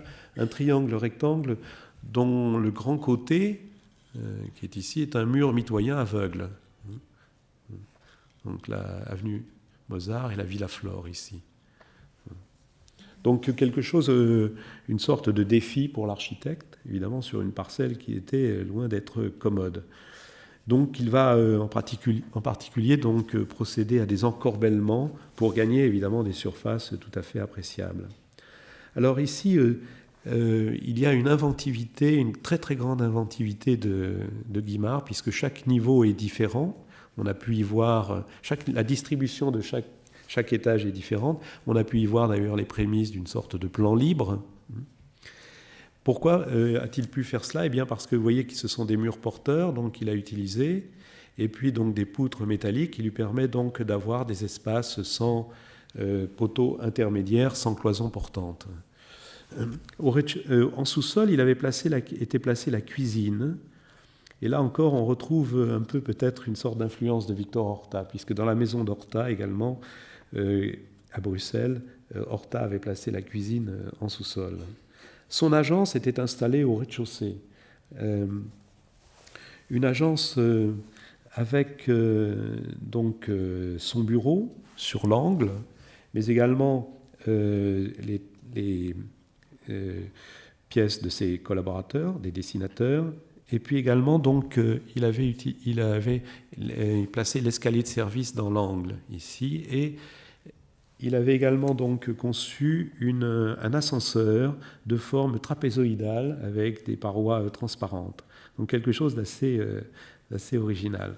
Au premier étage, vous l'avez ici donc sous les yeux, le plan du premier étage, eh bien deux espaces de forme elliptique. D'une part donc le grand salon et d'autre part vous voyez une salle à manger. Donc l'imbrication de deux formes tout à fait originales. Au troisième niveau donc les appartements de Monsieur et Madame Guimard. Au dernier étage l'atelier de Madame Guimard, un atelier de forme pentagonale que l'on repère bien d'ailleurs à l'extérieur. Donc un hôtel tout à fait intéressant par sa distribution. Alors, je reviens donc sur la vue depuis l'avenue Mozart, l'entrée ici. Alors donc la bichromie est ici tout à fait présente, hein, donc des éléments d'échaînage, en particulier en pierre, et puis de la brique donc couleur crème ici, et puis d'autre part donc le noir, des fonderies, des éléments en fonte, de très nombreux encorbellements, des traces de néo-gothique. Vous voyez aussi la présence de ce mur totalement aveugle, ce côté ici. Alors voyons quelques détails ici. Donc ici l'entrée avec le monogramme de Guimard qui est au-dessus de la porte, on va le voir dans un instant. Vous voyez des ouvertures très variées, une façade convexe, concave, des ondulations. C'est encore une construction, malgré sa date tardive relativement, une construction encore très, très inventive. Et au dernier étage, vous avez ici donc salon, salle à manger, ici. Et ici, vous voyez donc la fenêtre correspondant donc à l'atelier de Madame Guimard. Tout a été dessiné par Guimard dans cet hôtel. Le mobilier, le bureau, les éléments, la lustrerie, les plafonniers, les boiseries, la moquette, les rideaux, le linge de table chiffré. Tout a été dessiné par Guimard et tout a été malheureusement beaucoup dispersé entre Lyon, Paris et les États-Unis. Le monogramme donc est visible ici, le monogramme donc de Guimard. Des détails et même les gouttières donc ont été dessinées par Guimard. L'appui de fenêtre correspondant encore une fois aux fonderies de Saint-Dizier et un motif donc de balustrade qui est exposé d'ailleurs au musée d'Orsay. Alors À la Libération, donc, Madame Guimard a proposé aux autorités culturelles de l'époque que ce musée, que cet hôtel Guimard devienne donc un musée Guimard. Et les autorités de l'époque ont refusé. L'Art nouveau n'était certainement pas du tout à la mode, ce qui fait que donc le bâtiment demeure, mais il a été transformé en appartement. Le mobilier a été dispersé, et c'est la raison pour laquelle malheureusement nous n'avons pas, contrairement à Bruxelles, donc un musée Guimard à Paris, comme il y a un musée et un atelier Horta à Bruxelles. Dernier exemple que je voulais vous montrer de ces hôtels particuliers, de cet habitat bourgeois donc de Guimard, il s'agit de l'hôtel Mezzara. L'hôtel Mezzara qui se trouve 60 rue La Fontaine, daté de 1911, donc une œuvre assez tardive par rapport évidemment à l'apogée de la mode de l'Art nouveau. C'est une 60 rue La Fontaine. Ce bâtiment est une sorte presque de folie du XVIIIe siècle. Cela a été construit pour Paul Mezzara, qui était un industriel du textile. Alors, extérieurement, donc, le bâtiment est dissymétrique. Vous avez ici sur le côté une sorte de tourelle, un reste d'architecture néo-médiévale, qui correspond à l'escalier de service. Pour le reste, donc, comme vous voyez, cette partie-là, la partie centrale est totalement symétrique.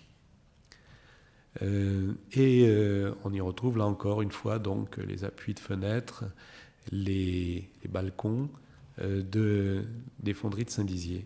Alors, ce qui est le plus étrange et le plus spectaculaire, c'est évidemment l'intérieur, où il y a un hall de réception spectaculaire, donc, sur 2 niveaux, avec un espace d'exposition à l'origine, et qui est éclairé par ce vitrail, une verrière zénitale tout à fait étonnante, tout à fait stupéfiante. Ce bâtiment, autant que je sache, est maintenant utilisé comme résidence de lycéenne, je crois, mais il est ouvert parfois à la visite, en particulier les journées du patrimoine, je crois, et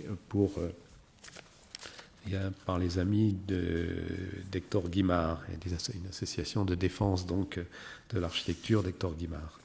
Donc c'est une œuvre tardive, mais vraiment de toute première importance par l'agencement de son espace intérieur.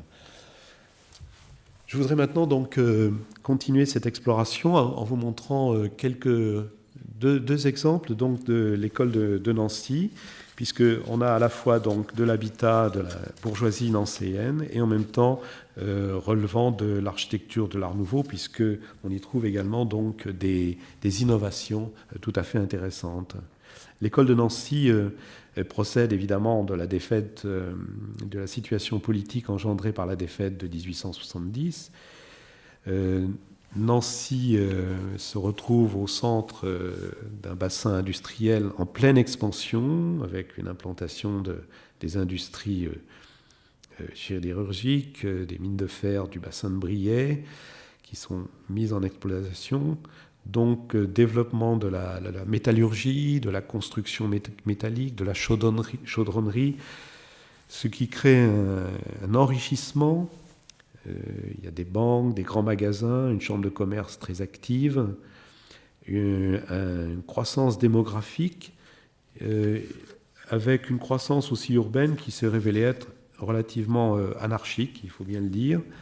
Mais en tout cas, donc, Nancy devient une sorte de capitale intellectuelle, industrielle, économique, artistique. Et en plus, il y a des Alsaciens lorrains donc, qui viennent s'y installer. Et il y a en particulier donc, une renaissance de l'enseignement artistique. Tout ceci donc, crée un contexte favorable, évidemment, à la nouveauté, à la quête de l'innovation donc, dans le domaine de l'habitat. En 1901, donc, se constitue l'école de Nancy, Alliance provinciale des industries d'art. Et puis, en 1909, donc, une exposition internationale de l'Est de la France. L'école de Nancy, qui a été longtemps sous-estimée, sur laquelle il y avait jusqu'à alors relativement peu de travaux, donc a fait l'objet en 1999 d'une grande exposition, d'une grande série d'expositions donc à Nancy. Donc on connaît bien maintenant donc un peu les tenants et les aboutissants donc de cette école dans le domaine de l'architecture. Et j'ai cité en particulier dans la bibliographie qui vous a été remise donc un ou deux ouvrages donc, concernant donc cette école de Nancy. Alors c'est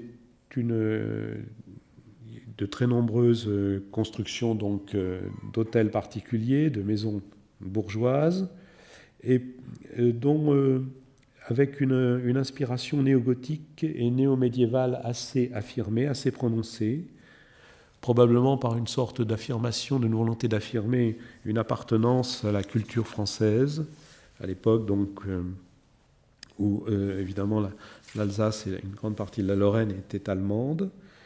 D'autre part, il y a une inspiration de la nature, inspiration dans la nature, qui fait que l'on cherche à se démarquer finalement de certains poncifs décoratifs académiques. Alors, pour illustrer ceci, je me suis limité à 2 exemples de cette école de Nancy. Ce n'est pas lui rendre suffisamment justice, mais évidemment, je ne peux pas parler de tout. J'ai choisi donc Émile André, la maison Huot de 1903, qui est une maison donc dans le parc de Sorupte, qui a été donc loti à l'époque, qui est une sorte de cité-jardin conçue à partir de 1901, le parc de Sorupte. Et donc on y trouve dans cette maison des réminiscences évidemment médiévales. Vous voyez les souches très élevées des cheminées, les gables néo-gothiques ici. Mais il y a également des éléments extrêmement intéressants, comme par exemple donc, l'arc, la fenêtre en arc brisé outrepassé, que l'on trouve ici. Les soupiraux ici en forme d'ailes de papillon. C'est tout à fait intéressant. Et puis les chambranles donc de la fenêtre, de la porte d'entrée, pardon, et les pommes de pin aussi qui renouvellent le vocabulaire décoratif qui sont une référence à la Lorraine. Donc c'est une construction tout à fait originale, une des constructions les plus originales donc de cette école de Nancy. Mais évidemment, l'œuvre majeure, c'est celle sur laquelle je voulais insister, c'est la Villa Majorelle d'Henri Sauvage. Villa Majorelle qui est un peu la construction qui a été le point de départ un peu de cette école de Nancy. C'est une commande donc de Louis Majorelle par l'architecte donc Henri Sauvage, une de ses œuvres, de ses premières œuvres, qui construira par la suite donc l'immeuble de la rue Vavin, immeuble en terrasse. Louis Majorelle, c'est un ébéniste, c'était un créateur de mobilier, un ferronnier, un artiste qui a été formé donc à l'école des Beaux-Arts. Et donc il commande à Henri Sauvage donc sa villa. Et tout de suite on voit sur cette photo donc là où va se trouver donc l'atelier de Majorelle, donc qui est montré ici avec cette grande ouverture cintrée au dernier étage, qui correspond donc à l'atelier de Louis Majorelle. Alors c'est une villa construite avec une maçonnerie assez austère, en grand et petit appareil.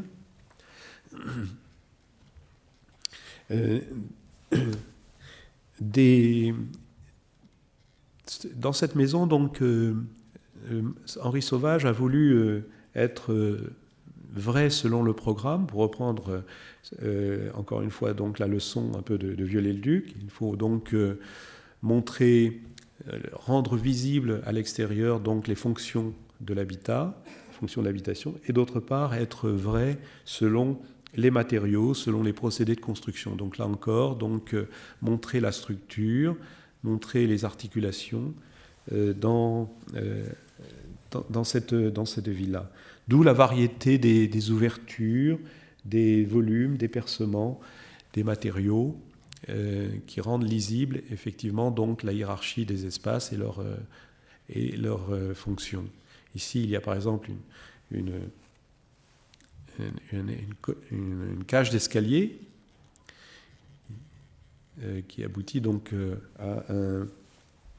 qui est soulignée qui est éclairée par une verrière ici circulaire.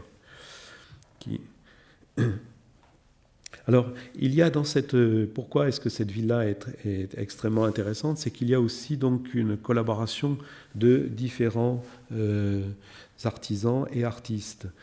Alexandre Bigot est intervenu à la fois à l'extérieur pour la balustrade, pour une balustrade qui se trouve donc ici, c'est une balustrade en grès flammé, et également à l'intérieur, donc pour la cheminée, que je vais vous montrer dans un instant. Il y a également donc une intervention de Victor Prouvé, comme peintre décorateur, une intervention donc de Jacques Gruber, comme peintre verrier. Jacques Gruber est un des grands peintres verriers donc, de l'école de Nancy. C'est lui qui a dessiné en particulier les vitraux donc, qui éclairent la cage d'escalier. Et puis, donc tout ceci fait de cette villa donc une collaboration collective de différents donc représentants de cet art nouveau donc à Nancy. Alors à l'origine,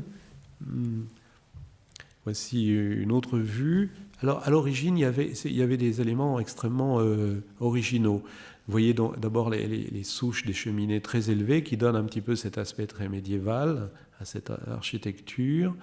Ici, c'est l'arrière de la maison avec ce volume qui correspond au fumoir du salon, ici, qui fait protubérance ici. Mais surtout, l'aspect le plus intéressant, malheureusement, je n'ai pas de photo de l'époque d'origine, mais ici, cette partie-ci a été rajoutée. Mais en fait, à l'origine, c'était une terrasse. Et il y avait un arc-boutant qui reliait donc les deux souches de cheminée, l'une à l'autre, comme ceci, avec des claveaux alternés. Enfin, c'était quelque chose d'extrêmement original, montrant à la fois la construction et en même temps en tirant un parti esthétique tout à fait intéressant. À l'intérieur, donc, c'est le thème, le thème décoratif est celui de la monnaie du pape, qui a été, c'est un motif donc ornemental, hein, c'est une plante qui est reproduite à la fois dans les vitraux, au pochoir, enfin dans différents lieux. Ici donc l'entrée principale, le grand escalier, donc les espaces de service, ici cuisine, séparés de la salle à manger par un office. La terrasse qui a malheureusement été, sur les photos que je vous ai montrées, fermée, mais qui à l'origine donc était ouverte. Je crois savoir qu'elle a été rouverte. Et puis alors donc la salle à manger avec le fumoir que l'on voyait précédemment, avec le morceau de bravoure représenté par donc cette cheminée d'Alexandre Bigot, que l'on trouve ici, qui était une forme extrêmement étrange. Donc, la conduite cheminée qui est en forme de flamme.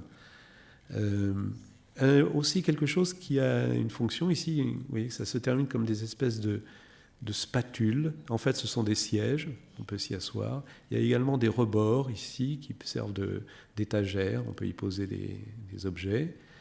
Et puis, ici, il y a une mosaïque qui représente des flammes. Tout ceci, donc, évoquant évidemment aussi une figure phallique. En tout cas, donc, c'est une villa qui a, je dirais, est une des œuvres vraiment le tout premier plan donc, de cette école de Nancy. Alors pour terminer ceci, mon exposé, je voudrais évoquer donc l'immeuble Art Nouveau et poser la question donc de son devenir, ou plus exactement de sa métamorphose. Et je le ferai à partir de deux exemples. D'une part, donc Charles Plumet, qui est l'auteur de très nombreux immeubles d'habitation, mais qui traduit une sorte de classicisme en fait de l'art nouveau dans les immeubles. Ici, c'est l'immeuble du 50 avenue Victor Hugo de 1901-1903, qui est un immeuble plutôt dont la décoration rappelle probablement l'architecture du siècle des Lumières, Louis XV, en particulier dans les consoles ici, mais où l'on trouve encore des éléments, vous voyez, dans les balustrades, dans les balcons ici, qui sont des éléments enfin de art nouveau, la ferronnerie. Mais de Charles Plumet, peut-être ce qui est le plus intéressant se trouve 21 rue Octave Feuillet. C'est une œuvre de 1907, donc contemporaine, vous voyez, de l'hôtel Mezzara, des hôtels particuliers d'Horta, de Guimard. Ici, c'est de Charles Plumet, donc un atelier d'artiste du peintre Félix Borchert. C'est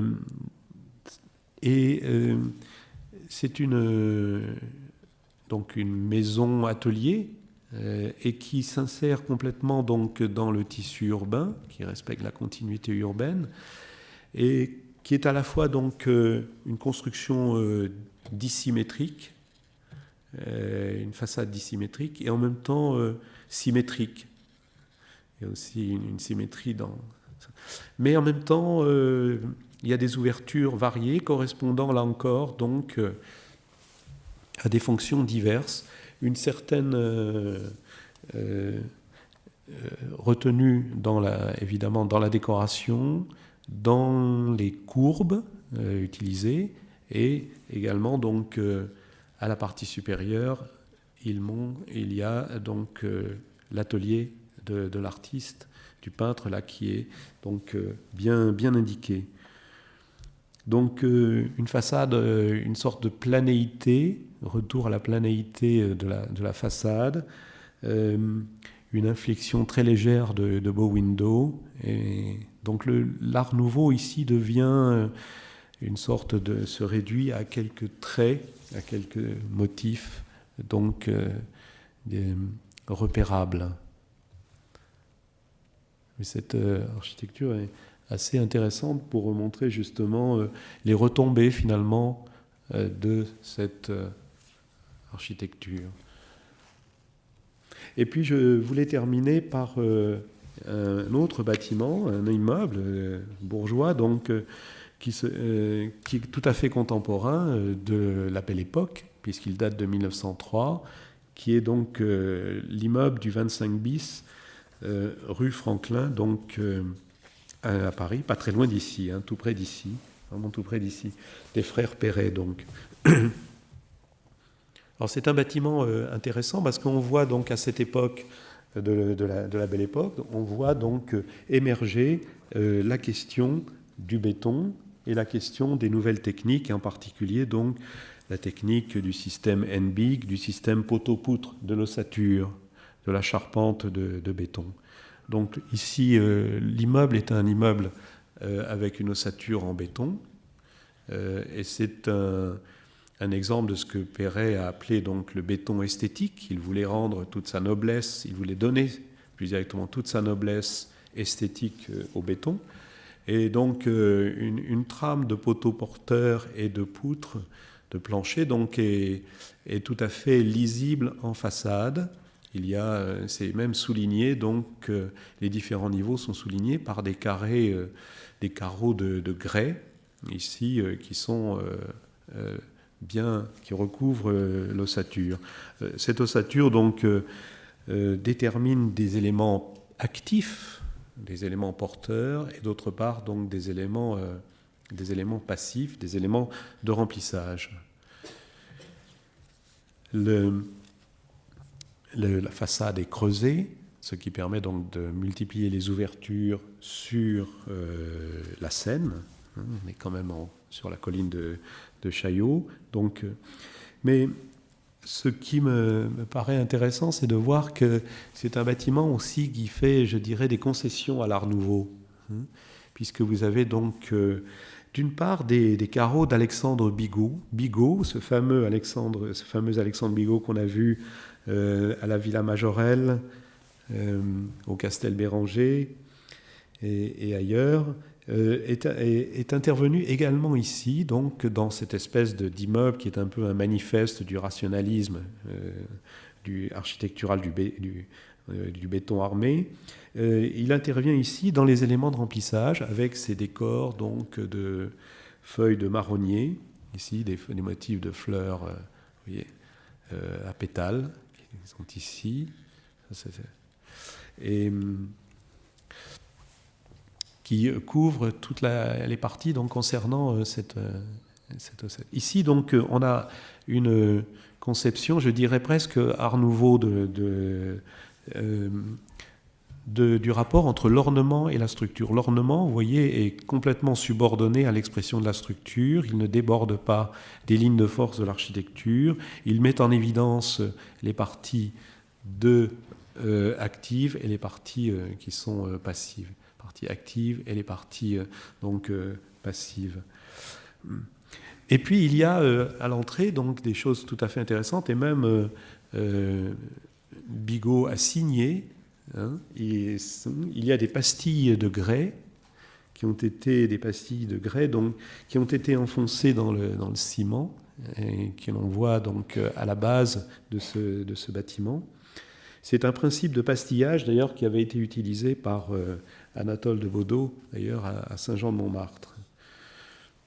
Donc on a ici même sur ce bâtiment extrêmement comment dirais-je, très moderne, très avant-gardiste, donc là encore donc une insertion dans le contexte de l'architecture de l'Art Nouveau.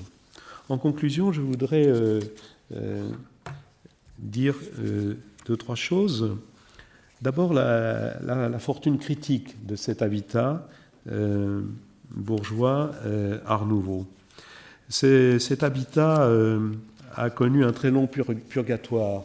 Il a été décrié, il est passé de mode assez vite, ce qui fait que l'Art Nouveau, d'une manière générale, a beaucoup souffert et de très nombreuses destructions. Je vous ai rappelé ici le Castel Henriette, un des chefs-d'œuvre de Guimard, l'hôtel Nozal, ce grand château, pourrait-on dire, mais aussi une maison que je n'ai pas mentionnée ici, je ne pouvais pas parler de tout, la Guimardière à Vaucresson, par exemple, a aussi été démolie, sans parler évidemment des pavillons du métro. Donc pendant très longtemps, l'Art Nouveau a été décrié, puis il est revenu en grâce. Il est revenu en grâce à partir des années, à la fin des années 60, début des années 70, par le détour des États-Unis. Les États-Unis se sont intéressés à Guimard avant nous.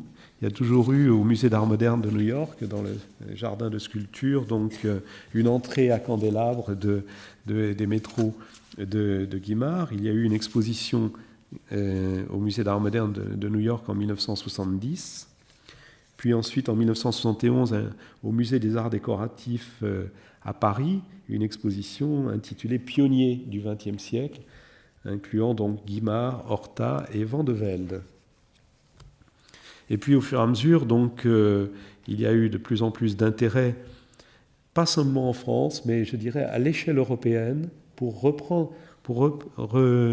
patrimonialiser cette architecture de l'habitat, de cet habitat bourgeois. Et ceci est valable, je dirais, à la fois à Barcelone, où l'on peut maintenant visiter les maisons de Gaudi, qu'à Vienne, qu'à Bruxelles ou à Paris. Il y a une prise en compte, évidemment, de cette architecture, une protection de cette architecture. En 1992, en ce qui concerne Guimard, il a eu lieu donc la grande rétrospective à Orsay, qui a été donc présentée ensuite donc, à Lyon. Donc je crois qu'on ne peut que se réjouir que ces réalisations soient maintenant vraiment reconnues comme partie intégrante du patrimoine architectural contemporain. Quant à la place de cet habitat dans l'histoire de l'architecture, on y trouve des aspects assez complexes, assez contradictoires, mais ce qui en fait, je crois, l'intérêt. On a vu qu'il pouvait y avoir une sorte d'ébauche d'un système de prototype destiné à une fabrication sérielle, un goût pour l'innovation technique, une absence de conformisme, mais en même temps, on trouve chez ces architectes donc l'idée que chaque œuvre d'art, chaque bâtiment est un unicum, est une œuvre unique. Il y a une approche un peu de l'architecture en termes de chef-d'œuvre, comme s'il y avait une sorte de nostalgie d'artisanat d'art. Un des grands manques de l'architecture de l'Art Nouveau, de l'immeuble, c'est l'absence de pensée urbanistique, évidemment. L'objet est pensé dans son autonomie, mais pas franchement dans la manière dont il est relié à l'environnement urbain. Malgré tout, je pense que cette architecture de l'Art Nouveau, et en particulier cette architecture de l'habitat, donc, est un jalon dans l'histoire de l'architecture contemporaine, et pas simplement une mode décorative sans lendemain, même si, effectivement, l'exposition de 1900 ne fut pas le triomphe de l'Art Nouveau, comme l'avaient espéré ou annoncé certains. Et pour finir, je voudrais faire deux citations. L'une, d'une part, de Salvador Dali. Salvador Dali disait que... Il parlait de la beauté terrifiante et comestive de l'Art Nouveau. Il disait l'ornementation prophétique de Guimard contre le manque total d'érotisme de Le Corbusier et autres débiles manteaux de la fort triste architecture moderne.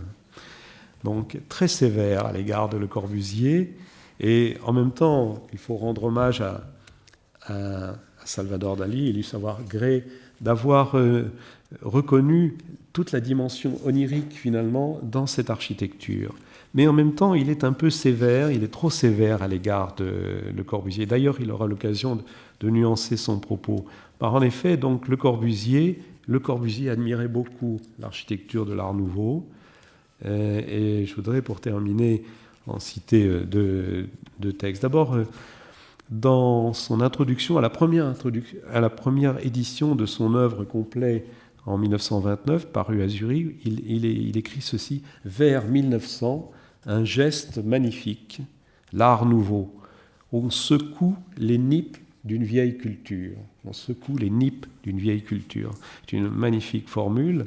Et la deuxième se trouve dans le livre qu'il a publié sur l'art décoratif d'aujourd'hui, publié en 1925, dans lequel d'ailleurs il fait un historique justement de l'architecture de l'Art Nouveau, en remontant à Ruskin et à William Morris. Et voici ce qu'il dit: 1900 à Paris montre en faisceau éblouissant de ces choses où la nature, négligeant pour une cure efficace la géométrie, s'en vient tordre de vie directe des matériaux et des matières qui en souffrent. Mais il y avait là un superbe effort, un courage considérable, une hardiesse très grande, une révolution véritable. En 1900, l'incendie s'allume dans les esprits. Eh bien, je crois que à la fois Dali et Le Corbusier montrent bien donc à la fois la complexité de cette architecture, son devenir, et aussi, je dirais, toute sa saveur. Je vous remercie de votre attention.